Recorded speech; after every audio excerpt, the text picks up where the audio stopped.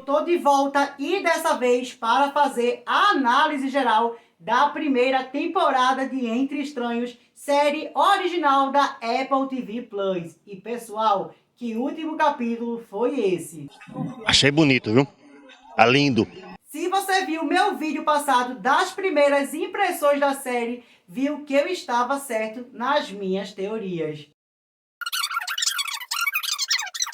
Esse aqui é catfish, esse aqui é catfish, esse aqui é fake, esse aqui é catfish, esse daqui também é fake. Então já clica no botão de se inscrever caso ainda não seja inscrito aqui no canal para não perder as próximas críticas. Gente, a cada semana que passava eu estava louco para voltar aqui e conversar com vocês sobre a jornada de Danny Sullivan e esse dia finalmente chegou. Glória a Deus, glória a Deus. Aqui eu sempre trago dois vídeos, um primeiro vídeo de primeiras impressões e um segundo vídeo de análise geral da temporada. E esse vídeo eu estava muito ansioso em trazer para vocês. Bom, se você é novo aqui, eu sou Porpino e sempre estou trazendo as novidades dos filmes, das séries e da cultura pop.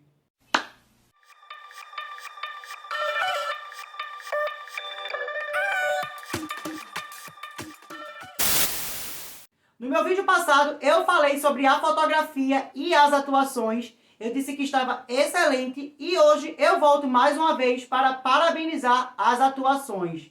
Que elenco de peso! Holland realmente entregou tudo de uma forma que eu não sei nem explicar para vocês. Já ela também não ficou muito atrás. Que personagem incrível que Amanda Seyfried deu vida. Realmente todas as atuações estão incríveis, com destaque também para esse rapaz aqui, que embora eu não conheça e embora ele tenha poucas falas na série, ele deu um show de atuação. Bom, Entre Estranhos se mostrou do início até o fim que a riqueza está justamente nos detalhes e na construção dessa história. É magnífico observar o quanto ele se apega aos detalhes para deixar tudo mais real. Existe até um dito que fala que Deus está nos detalhes e realmente detalhe é uma coisa que não falta nessa série. Começa a cena que a Rhea e o Camisa estão caminhando e ela fala no meio do diálogo que ele caminha muito rápido. Você anda rápido. Pernas longas. Mas e o júri? Ou quando a Rhea está conversando com o Sullivan e no meio da conversa pede algo para beber. Como trazer 2 copos de café, por favor, Kevin? Tá claro. Por quê? São coisas que poderiam simplesmente serem cortadas no roteiro, mas já que estão, fazem total diferença no trabalho final.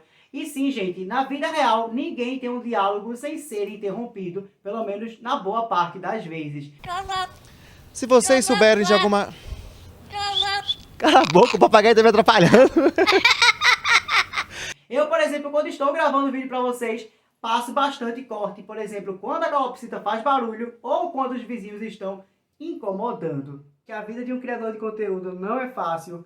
Quando não é barulho, é calor. Quando não é calor, é outra coisa. É uma porta que bate, é um povo que grita, enfim. E toda essa sutileza aos detalhes é o que faz Entre Estranhos ser o que é. Bom, a série utiliza como referência a vida de Billy Milligan, ou melhor, a história de Billy Milligan, mas o mais interessante é que a série não fica apegada o tempo todo a essa história. E se você não sabe ainda quem é o Billy Milligan, tem vídeo aqui no canal, esse vídeo aqui, então é só dar uma olhadinha, é muito interessante você ver esse vídeo para fazer o paralelo entre a série e a história de vida dele. Entre Estranhos foi muito certeira em trabalhar o transtorno dissociativo de uma forma tão criativa, muito bem desenvolvida e também muito bem explicada. Porque realmente não é uma doença muito fácil de se entender. E eu adorei a forma em que eles encontraram de representar esses alter egos na cabeça do Danny. Como, por exemplo, a partir do momento que um alter ego assume o comando, uma luz aparece na cabeça dele. E todo o contexto onde os alter egos estão inseridos é muito interessante. Aquele ambiente vazio e ao mesmo tempo profundo, uma metáfora realmente de algo que se passa na mente. Porque você, com a sua mente, é basicamente isso, né, pessoal? Tudo está se passando na sua mente, está se passando um universo de coisas na sua cabeça, mas ninguém que está de fora sabe o que realmente se passa com você. Ah, agora eu entendi! Agora eu saquei! Agora todas as peças se encaixaram! A criatividade de Entre Estranhos, a trilha sonora, as referências da abertura, as atuações, a sutileza aos detalhes, os desenvolvimentos dos personagens e a direção de arte é realmente de se tirar o chapéu. Mas que competência, mas que cuidado, mas que critério. E a minha ansiedade estava tão grande que no capítulo 9 eu estava já gravando um vídeo para falar apenas dele. Você é o bichão mesmo, hein? Bom, no meu primeiro vídeo eu falei sobre os 3 primeiros episódios que saíram, então hoje eu vou dar continuidade falando do restante da temporada. Então eu vou começar falando do 4º episódio, mas lembrando que eu vou pontuar o que aconteceu em cada um dos episódios. Bom, o 4º episódio foi realmente o episódio em que eu menos gostei. E se você não lembra, é o episódio em que o Danny está à procura do seu pai. Na minha visão, foi o episódio que eu achei que talvez não tenha ficado no mesmo potencial dos outros episódios. E não estou dizendo que foi um episódio ruim, nem tampouco um episódio desnecessário, mas dentre todos os episódios que saíram, para mim, esse foi o que teve menos impacto. Ah, pessoal, e além disso, o episódio foi mais reduzido, né? Teve apenas 38 minutos. Já o 5º episódio, intitulado Salvador, eu achei maravilhoso. Aqui temos a construção da relação dele com a mãe. Aqui vemos também a entrada do padrasto na vida deles e todas as consequências disso. Conseguimos entender o porquê dela tomar muitas atitudes que tomou ao longo da vida. Nesse episódio também nos deparamos com o Adam e eu só fui meio que formulando a minha teoria de que ele realmente não era real, embora a comprovação só veio no último capítulo. Mas sem sombra de dúvida, o episódio foi muito importante para entendermos os motivos que levou o Danny a ser quem é. E ao longo de todo o episódio vimos todos os abusos que o Sullivan sofreu desde criança, até mesmo na escola. Bom, já o 6º episódio, intitulado Rhea, eu confesso para vocês que foi um episódio que eu julguei logo de cara. Eu tava tão hypado no 5º episódio que quando começou o 6º, eu meio que julguei. Eu vi que seria mais focado na história da personagem da Rhea, logo pelo título, né? E eu confesso que eu desanimei um pouco, não porque eu não gostasse da personagem, muito pelo contrário, mas porque eu estava muito na ansiedade de ver o que iria acontecer na trama principal, na história do Danny Sullivan. E esse episódio realmente veio para me mostrar que a série era maravilhosa. Foi um episódio que fez total diferença. A gente realmente precisava encontrar justificativas para as ações dela e, de fato, precisava entender quem era ela como pessoa. Já o episódio 7, que carrega o nome da série, poderia muito bem se chamar Revelações. Nesse episódio, tudo aquilo que eu estava especulando foi, de fato, revelado. Esse é o episódio em que o Danny Sullivan se depara com toda a verdade sobre a sua vida. No episódio 8, temos o Danny tentando enfrentar todos os alter egos na sua cabeça. Aqui temos a Rhea tentando unir todos eles.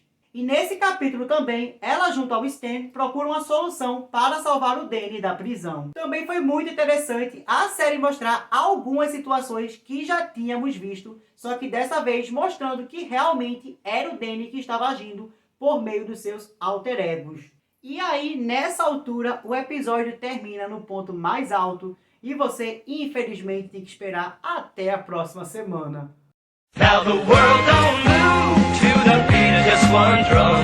Eu imediatamente tenho crise de ansiedade. E chega então o episódio 9, que é o episódio. Nesse episódio, a tensão realmente está no ar. Você fica naquela crise de ansiedade e expectativa para saber se a mãe do Danny vai realmente testemunhar a favor dele e falar sobre os abusos. E quando chega no momento mais esperado do episódio, a mulher apronta disso. Eu vou colocar a cena aqui para vocês. Não. Não era pra ela ser boa? E grande foi a raiva que eu senti quando aquela mulher falou não. A mamãe não tem que amar o filho, pelo amor de Deus. Mas brincadeiras à parte, eu realmente não julgo as atitudes dela. até porque a série fez uma construção muito bem dessa personagem e a gente consegue entender o porquê dessas ações. Inclusive, tem uma conversa muito forte entre ela e a personagem da Rhea, que a propósito fala sobre o julgamento que ela faz de si própria. Na cena, a Rhea diz para ela que não a julga, mas que ela sente uma culpa muito forte e que ela precisa se livrar dessa culpa. E essa cena, para mim, é realmente uma cena muito impactante. A série tem 2 episódios que são muito poderosos, o capítulo 9 e o capítulo 10. O capítulo 9 é o capítulo da adrenalina e tensão. Já o capítulo 10 é um capítulo extremamente emocionante. E enfim, chegamos no capítulo 10, que é intitulado Julgamento. Nesse capítulo vemos que a vida do Danny está realmente em jogo, e quando falo isso, eu falo em todos os sentidos. A cena em que o Danny assume que o Adam é fruto da sua cabeça realmente é incrível. E também foi muito interessante ver o Stan em defesa do Jacob, em defesa do Danny. Acho que foi o momento em que o personagem mais brilhou durante toda a temporada.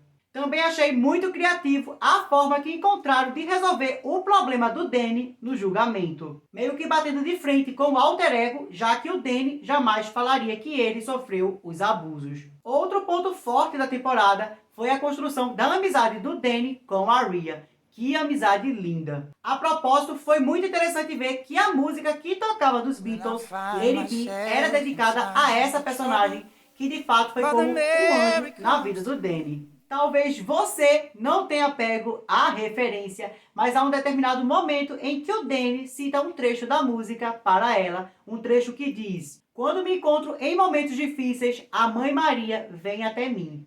E aposto que essa curiosidade vale a sua inscrição aqui no canal. A série foi uma carta de amor aos profissionais da área de saúde mental. Sabemos que a Rhea tinha vários problemas como todo mundo, mas foi muito interessante ver o quanto de empatia que ela tinha por esse paciente.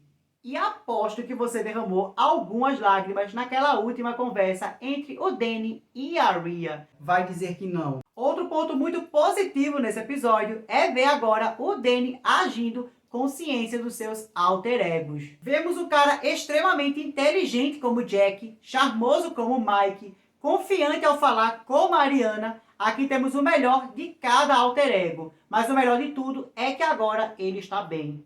Todos os alter egos que o protegia não estavam mais fragmentados, fazendo agora ele ser esse ser humano com tantas e tantas camadas. E para quem não entendeu aquele momento em que o Danny está com o Adam na janela, o Danny meio que conseguiu unir todos os seus alter egos, ter ciência dele, mas resolveu proteger o Adam no final. Ele sabe que o Adam, gente, não é real. Foi só uma maneira de mostrar que ele ficou tão em dívida com os seus alter egos que o protegiam tanto, que no fim ele queria proteger quem tanto sofreu por ele. E existe até o momento que ele fala: "É minha vez de ser o anjo de alguém."